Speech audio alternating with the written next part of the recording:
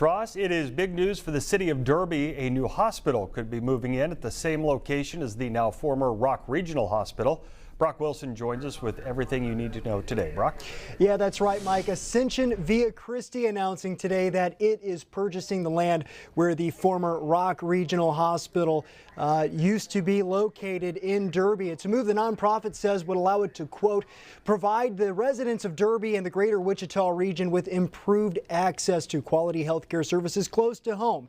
A Via Christi spokesperson tells me their intent is to provide inpatient services at the location in the future. I asked Via Christi when it would know more and sent me this statement. Providing clinical services at this facility would occur only after regulatory approvals are secured and necessary preparations are completed. Additional information will be shared as plans progress. I also talked with Derby Mayor Mark Stadts today, who said in the 2 months since Rock Regional closed, community members have been disappointed not to have the health care services the hospital provided.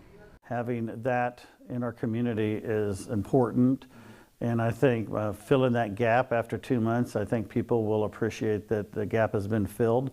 And I think people have a sense of safeness knowing that there's a full-service hospital in the community.